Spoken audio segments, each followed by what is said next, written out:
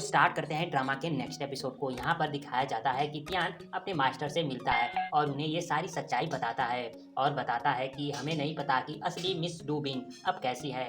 तो उसके मास्टर कहते हैं कि मेरा भतीजा जनरल योन के अंडर काम करता है और उसने मुझे कई बार लेटर लिखा ताकि वहाँ के जो घायल हैं उनकी सहायता कर सकूँ, इसलिए मैं वहाँ पर जा रहा हूँ और वहाँ पर जाते ही मैं डूबिंग के बारे में पता लगाऊंगा। अगले सीन में बिंग को दिखाया जाता है जो नौकरानियों से पूछती है कि पिछले 2 वाइफ्स की मौत कैसे हुई। तो वो नौकरानियाँ बताती हैं कि जब वो लोग यहाँ पर आए तो उनकी मौत पहले ही हो चुकी थी।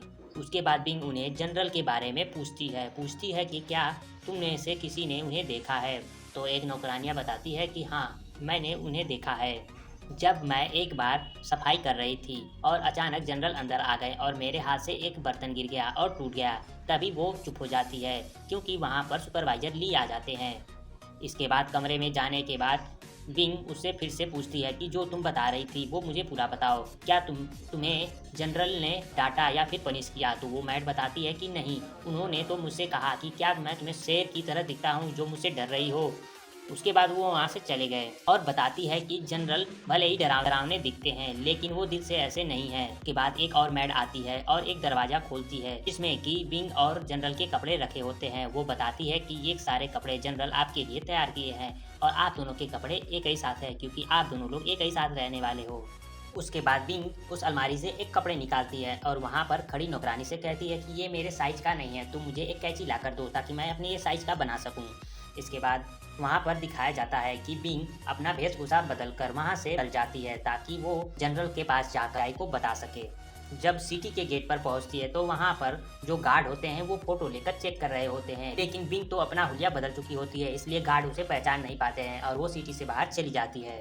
उसके बाद बिंग एक जगह चाय पीने के लिए रुकती है। फिर वो वहाँ पर एक आदमी से बॉर्डर जाने का रास्ता पूछती है। तो वो आदमी बताता है कि यहाँ से निकलने के बाद वेस्ट जाओ, तुम बॉर्डर पहुँच जाओगी। ये और कोई नहीं, वैद ली होते हैं जो कि तियान के मास्टर हैं। और वो बताते हैं कि लेकिन वहाँ पर वार चल रहा है और पूछते हैं कि तुम वहाँ पर क्यों जाना चाहते हो।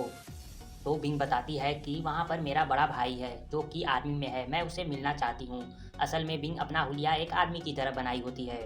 उसके बाद मास्टर कहते हैं कि तुम्हारे रवैये से लगता है कि तुम यंगजाओ से हो। तो बिंग कहती है कि आपका सेंस कमाल का है, आपने सही पहचाना, मैं वास्तव में यंगजाओ से हूँ। के बाद मास्टर उसे एडवाइस देते हैं कि तुम बहुत छोटे लग रहे हो और तुम कमज़ोर भी हो, इसलिए तुम्हें ट्रैवलिंग करते हुए ज़्यादा ध्यान रखना चाहिए। उसके बाद वहाँ पर दिखाया जाता है कि एक बूढ़ी औरत दूसरे लेडी से जानबूझकर टकराकर गिर जाती है और ज़ोर ज़ोर से रोने लगती है और उसे कहती है कि मेरा घर यहाँ से 1 किलोमीटर दूर है और मेरे पाँव में मोच आ गई है, तुम्हें मुझे छोड़ना होगा। वो लेडी कहती है कि ऐसा मत कहिए, ये मेरी गलती नहीं है। ये देखकर वहाँ पर बिंग आ जाती है और कहती है कि मैं आपको छोड़ देती हूँ। ये सब मास्टर देख रहे होते हैं और खुश होते हैं। उसके बाद उनके जाने के बाद जिस लेडी से वो टकराई थी वो लेडी कहती है कि मैं उस गांव में अक्सर आया जाया करती हूँ लेकिन इस लेडी को पहले कभी नहीं देखा। एक आदमी भी कहता है कि हाँ, मैंने भी इसे कभी भी नहीं देखा। तो मास्टर समझ जाते हैं कि इस लड़की से दिखने वाले लड़के के साथ जरूर बुरा होने वाला है। इसके बाद वो बूढ़ी लेडी उसे अपने घर के अंदर ले जाती है और वहाँ पर एक आदमी भी तलवार लिए हुए आ जाता है और वे दोनों इसे पकड़ लेते हैं और इसे पैसे की मांग करते हैं और कहते हैं कि हे लड़की की तरह दिखने वाले आदमी, जितने तुम्हारे पास पैसे हैं सब दे दो, और उसके गर्दन पर तलवार रख देते हैं। अभी वहाँ पर एक टोपी पहने हुए तलवारबाज पहुँच जाता है और उन्हें मारने लगता है। तो वो बूढ़ी लेडी कहती है कि हमें जाने दीजिए। तो बिंग कहती है कि जाने दीजिए।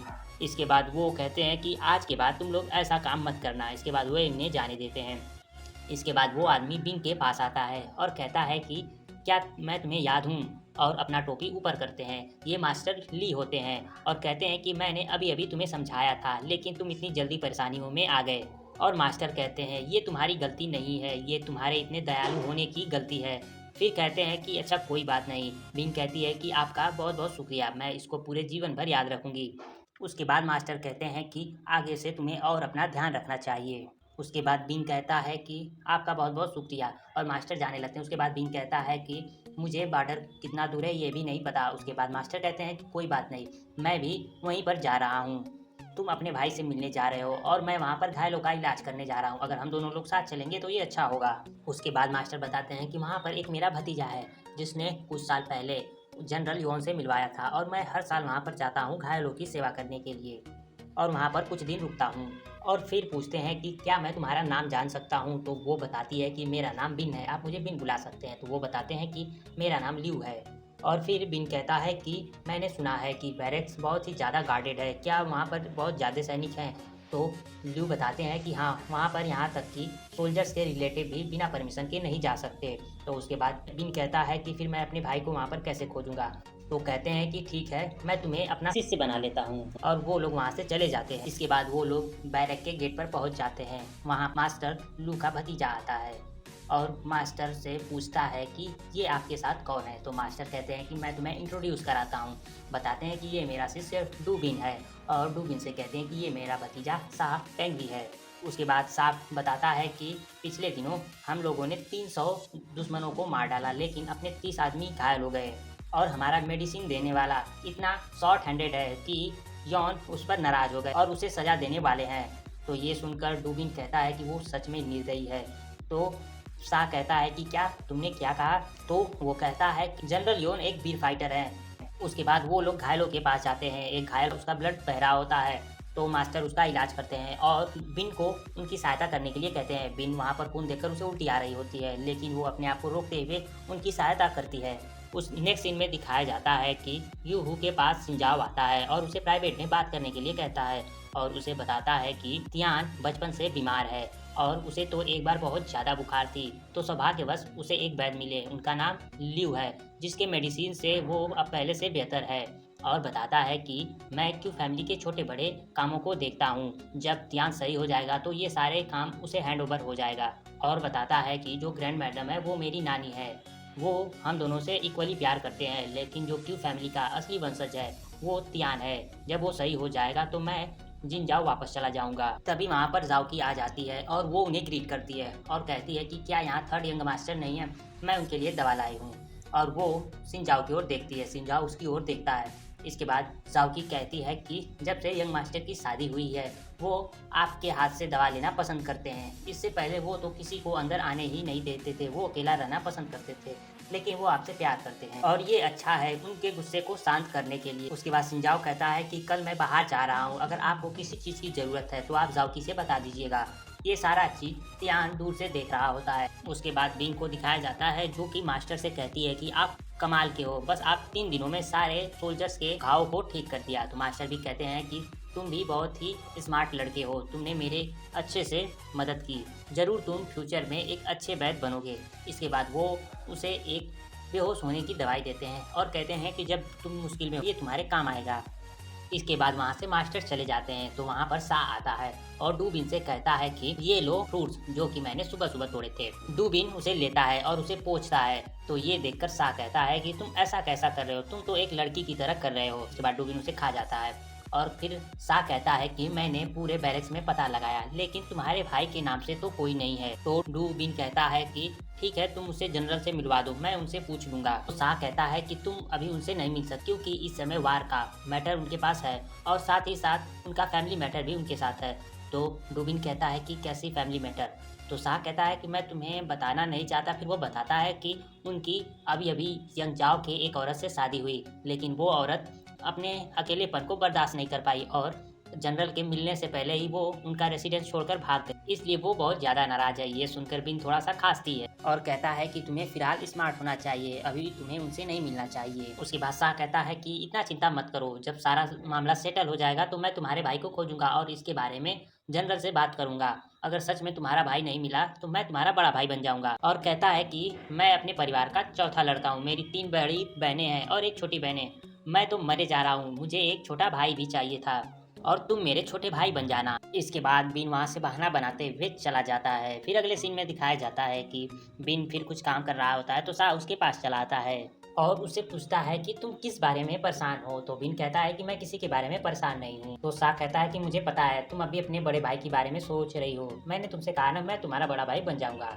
उसके बाद वो कहता है कि चलो मैं आज तुम्हें एक अच्छी जगह ले चलता हूँ। फिर उसका हाथ पकड़ के खींचने लगता है, तो बिन कहता है कि नहीं, मेरे पास बहुत सारा काम है। उसके बाद शाह कहता है कि तुम्हारा हाथ इतना सॉफ्ट क्यों है, जैसा कि एक लड़की का हाथ है। तो बिन कहता है कि ठीक है, मैं तुम्हारे साथ चलने के लिए तैयार हूँ, चलो चले। उसके बाद वो लोग एक नदी के पास आते हैं सा कहता है कि ये जगह मैंने अकेले खोजी है, ये है ना शानदार। तो बिन कहता है कि हाँ, ये बहुत ही शानदार है, मुझे नहीं पता था कि बॉर्डर के पास इतनी सुंदर जगह होगी। इसके बाद सा कहता है कि भी मेरा टाइम खाली होता है तो मैं यहाँ पर नहाने और तैरने और इसी तरह चीज़ें करने के लिए चला आता हूँ। उसके बाद वो बिन से पूछता है कि क्या तुम्हें तैरने आता है? तो बिन कहता है कि नहीं।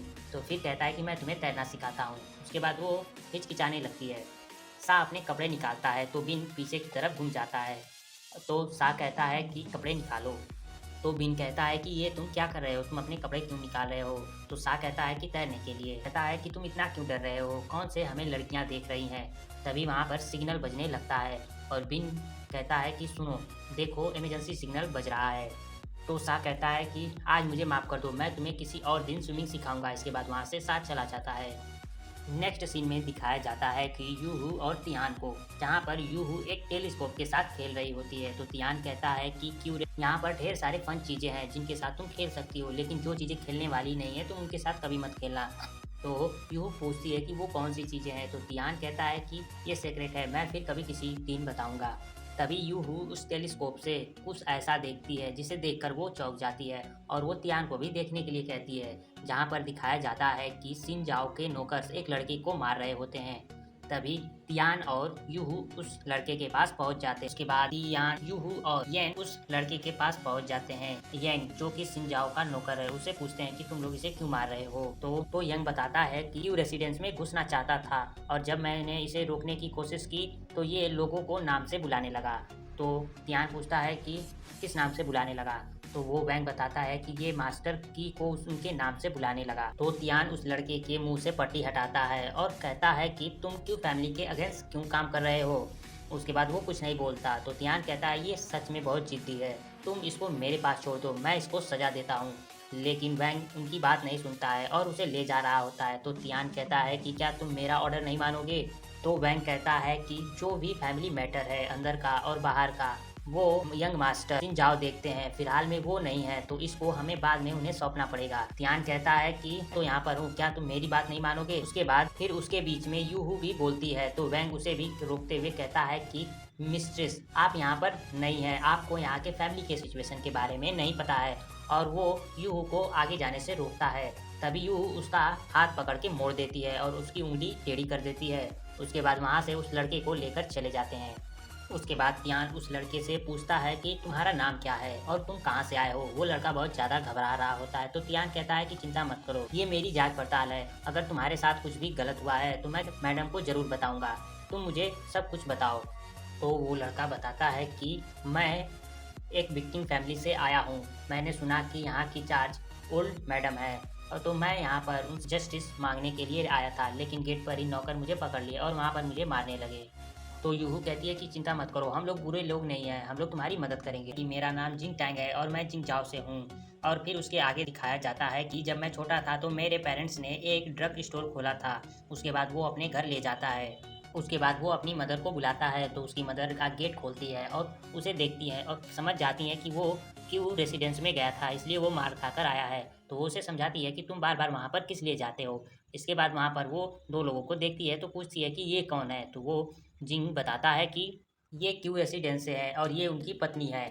तो उसकी मदर कहती है कि तुम फिर किसी बाहर वाले को क्यों लाए हो, और वो दरवाज़ा बंद कर देती। जिंग बताता है कि मेरी मदर आपको सिंह जाओ की तरह समझ रही है, इसलिए वो क्यू रेसिडेंस का नाम सुनते ही दरवाज़ा बंद किया। मैं माफ़ी चाहता हूँ, लेकिन मेरी मदर ऐसी नहीं है। इसके बाद वो कहता है कि आप कुछ देर इंतज़ार करिए। उसके बाद वो दोनों लोग एक कोने में छिप जाते हैं। उसके बाद वो दरवाजे पर अपने मदर से कहता है कि ये सिंह जाओ की तरह नहीं है, ये उनसे अलग है। यहाँ तक कि अगर ये लोग नहीं होते तो मैं क्यों फैमिली में अब तक मर चुका होता। इसके बाद वो कहता है कि अगर आप नहीं खोलेंगी तो मैं जा रहा हूँ, और वो एक कोने में छिप जाता है। उसके बाद उसकी मदर दरवाज़ा खोल देती और फिर उन्हें अंदर आने के लिए कहती हैं और ये एपिसोड यहीं पर ख़त्म हो जाता है।